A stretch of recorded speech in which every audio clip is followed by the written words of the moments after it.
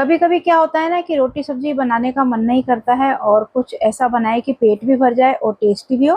तो आज मेरा भी मन ऐसा ही था कि सब्जी रोटी बनाने का बिल्कुल भी नहीं कर रहा था, क्योंकि साथ में मेरा सावन का सोमवार का व्रत भी है। तो सोचा कि चलो आज बिना लहसुन प्याज के पिंडी छोले और सॉफ्ट सॉफ्ट नान बनाने की रेसिपी आपके साथ शेयर कर लेती हूँ। और जो ये पिंडी छोले और नान मैं बना रही हूँ इतने टेस्टी बनते हैं कि आप मार्केट्स के तो खाना ही भूल जाएंगे। तो मैं हूँ मीता गुप्ता, मेरे चैनल मीता का जायका में आपका स्वागत है। तो आइए शुरू करते हैं। तो सबसे पहले पिंडी छोले बनाने के लिए हमें चाहिए छोले। तो मैंने यहाँ पर सफ़ेद वाले छोले लिए हैं और 2 कप लिए हैं। इनको मैंने रात को ही भिगो के रख दिया था। तो छोले कम से कम 8 से 10 घंटे तो भिगोने ही चाहिए, तभी वो अच्छे से फूलते हैं। अब हमें इसका पानी निकाल लेना है। अब इन छोलों को हमें बॉईल करना है, तो इसको हमें कुकर में डाल लेना है। तो छोले मैंने कुकर में डाल दिए हैं। अब हम डालेंगे इसके अंदर पानी। तो पानी हमें बहुत ज़्यादा नहीं डालना है, बस छोले डूब जाए उतना ही पानी हमें इसके अंदर डालना है। अब हम इसके लिए खड़े मसाले की फ्लेवरफुल एक पोटली बनाकर तैयार कर लेते हैं। इसमें मैं डाल रही हूँ 2 छोटे चम्मच चाय पत्ती। आपके पास टी बैग है तो आप टी बैग भी डाल सकते हैं, तो वो 2 आप डाल सकते हैं। अब डालेंगे 2 बड़ी इलायची, 1 दालचीनी का टुकड़ा और 3-4 लौंग, 7-8 काली मिर्च। बस इतने ही मसाले हम इसके अंदर डालेंगे। अब इसकी टाइट पोटली बना लेंगे जिससे कि खुले नहीं। मैंने पोटली के अंदर चाय पत्ती डाली है, आप चाहें तो चाय पत्ती को उबालकर बाद में इसका पानी भी डाल सकते हैं छानकर। तो चलिए, पोटली हमारी बनकर तैयार हो गई है। अब इसमें डालेंगे 1 छोटा चम्मच नमक, 1/4 चम्मच से कम डालेंगे मीठा सोडा, जो बेकिंग सोडा होता है। इसे डालना बहुत ज़रूरी है क्योंकि इससे पिंडी छोले बहुत ही बढ़िया बनते हैं, सॉफ्ट भी बनते हैं और बहुत अच्छे से फूल भी जाते हैं। 2 तेजपत्ता डालेंगे और जो पोटली हमने तैयार की है वो इसके अंदर डाल देंगे। अब हमें क्या करना है, कुकर को गैस पे चढ़ाकर और इसकी 1 सीटी हाई फ्लेम पर ले लेनी है। उसके बाद गैस को कम करके 8 से 10 मिनट तक इसको बॉईल करना है। ध्यान रखना है कि छोले बहुत जल्दी से उबल जाते हैं क्योंकि हमने इसके अंदर बेकिंग सोडा डाला है। बाकी आप अपने हिसाब से छोले को बॉईल कर सकते हैं, क्योंकि छोले की क्वांटिटी और पानी के ऊपर निर्भर करता है कि छोले कितनी देर में बॉईल होंगे। बस ये ध्यान रखना है कि बिना सोडे के छोले बॉईल करते हैं उससे कम टाइम में ये उबल जाते हैं। अब पिंडी छोले बनाने के लिए हम इसका मसाला तैयार करते हैं, क्योंकि पिंडी छोले बहुत अलग तरीके से बनाए जाते हैं। अब एक बाउल में आधा छोटा चम्मच काला नमक और आधा छोटा चम्मच सफ़ेद नमक। ध्यान रहे कि हमने छोले में भी नमक डाला है तो उसी हिसाब से डालना है। आधा छोटा चम्मच हल्दी पाउडर, इसमें ज़्यादा हल्दी पाउडर नहीं जाता है। और 2 चम्मच मैंने डाला है धनिया पाउडर, 1 चम्मच लाल मिर्च पाउडर, 1 चम्मच भुने जीरे का पाउडर, 2 चम्मच डालेंगे चना मसाला और 1 चम्मच डालेंगे अमचूर पाउडर, आधा छोटा चम्मच डालेंगे गरम मसाला, 1 छोटा चम्मच डालेंगे अनारदाना। अगर आपके पास है तो ज़रूर डालें, अगर नहीं है तो स्किप कर सकते हैं। अनारदाना डालने से पिंडी छोले का टेस्ट है ना बहुत ही अच्छा आता है। अब 1 बड़ा चम्मच कसूरी मेथी को भूनकर और हाथों से क्रश करके डाल देंगे। अब इन सब मसालों को मिक्स कर लेते हैं। ये जो पिंडी छोले का मसाला है ना, इतना लाजवाब बनता है कि आप जब पिंडी छोले बनाएंगे ना, आपको पता ही नहीं चलेगा कि आपने ये मार्केट से लाकर खाएं या फिर आपने घर में ही बनाए। इतने टेस्टी बनकर तैयार होते हैं। तो मसाला मैंने मिक्स कर लिया है। अब मैंने ये 4 हरी मिर्च ली है, इसे हम छोले में डालेंगे। तो हमें क्या करना है, इसको पहले बीच में से चीरा लगा लेंगे, क्योंकि चीरा लगाकर जो ये हमने मसाला बनाया है इसको हम इसमें थोड़ा थोड़ा भर देंगे। और जो ये मिर्ची है खाने में बहुत ही टेस्टी लगेगी। पिंडी छोले में इस तरह से मिर्ची डालते हैं तो बहुत ही बढ़िया लगती है। तो इस तरह से चारों मिर्च भरकर हम तैयार कर लेंगे।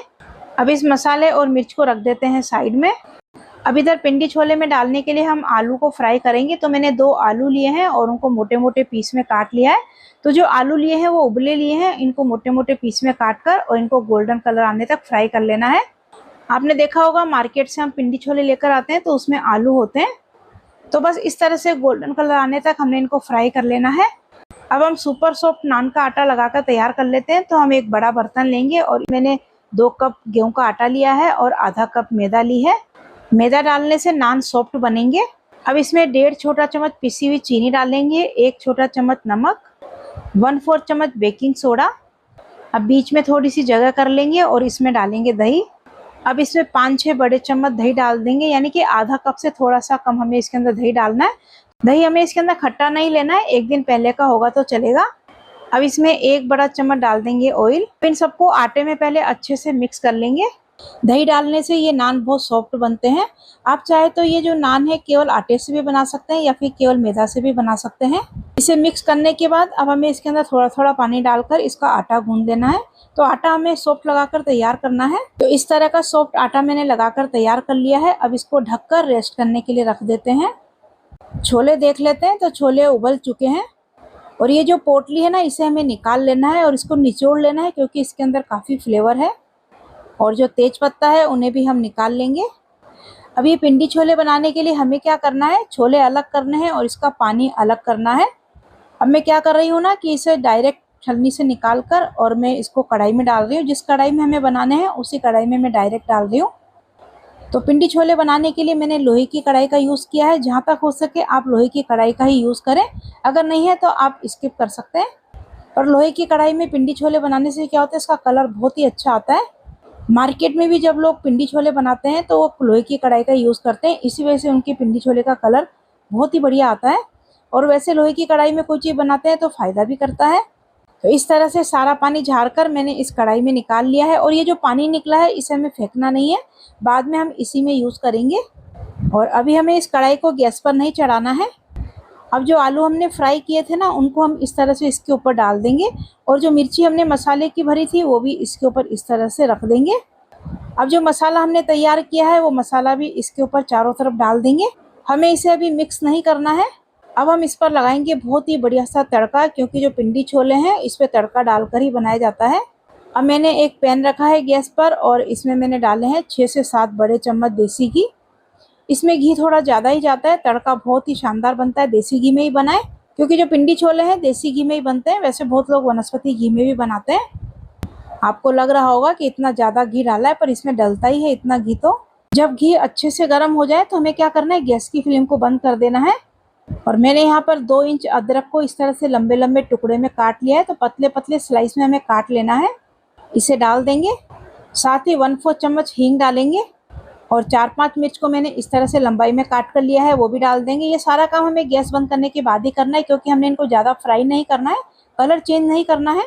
बस अब ये बहुत ही बढ़िया सा जो तड़का है ना, हम इन छोले के ऊपर चारों तरफ डाल देंगे। इससे क्या होगा, जो हमने मसाला डाला है वो सारा मसाला फ्राई हो जाएगा। तो इसीलिए हमने मसाला ऊपर ऊपर ही डाला था, हमने इसको मिलाया नहीं था। इस तरह से सारा मसाला भुन भी जाता है। अब हमने ये जो मसाला है ना, पहले इसको अच्छे से मिक्स कर लेना है।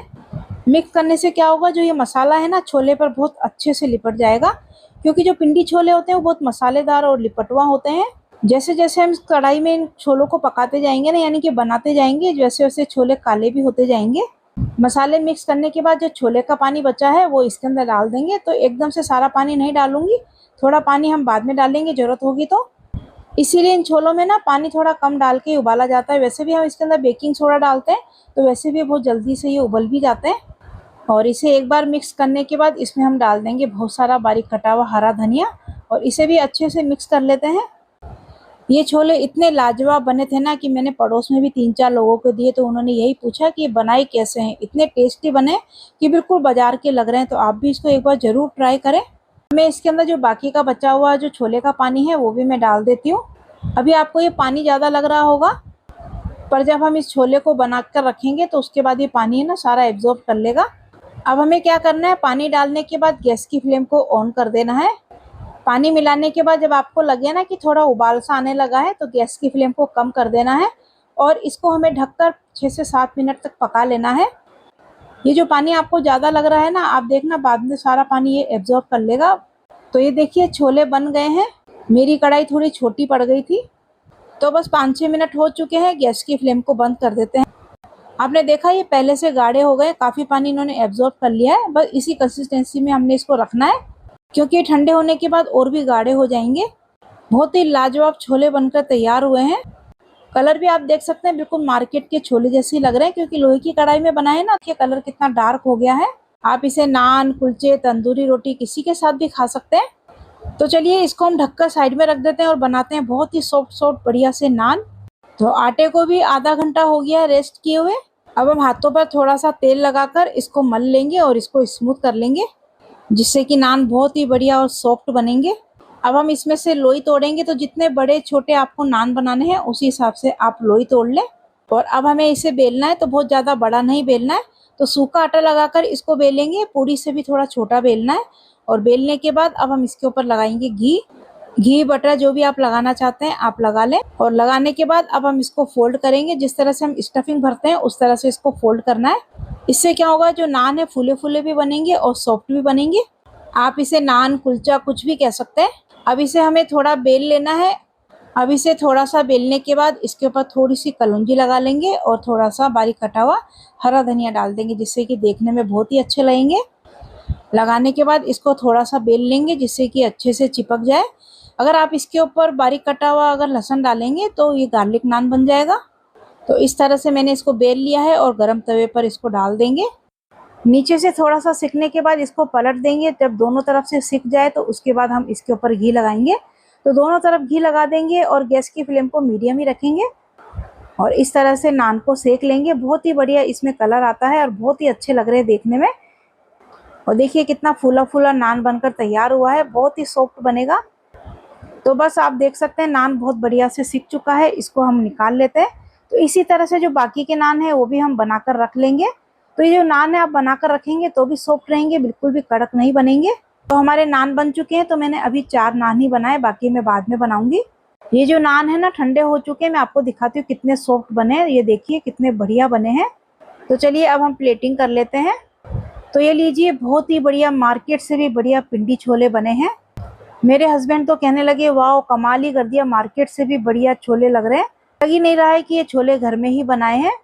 और छोले आप देख सकते हैं पहले से गाढ़े भी हो गए। और ये है हमारे सुपर सॉफ्ट नान, जिसे आप नान कुलचा कुछ भी कह सकते हैं। बहुत ही बढ़िया कॉम्बो है, आप इसको जरूर ट्राई करें, आपको बहुत ही पसंद आएगा। तो ये बिना लहसुन प्याज के जो हमने पिंडी छोले बनाए हैं बहुत ही लाजवाब बनते हैं। तो एक बार तो आपको बनाना बनता है और मुझे कमेंट करके जरूर बताना कि आपको कैसे लगे। मैं तो इसकी बहुत तारीफ कर रही हूँ, पर आप बताएंगे तभी मुझे पता लगेगा कि आपको भी ये कैसे लगे।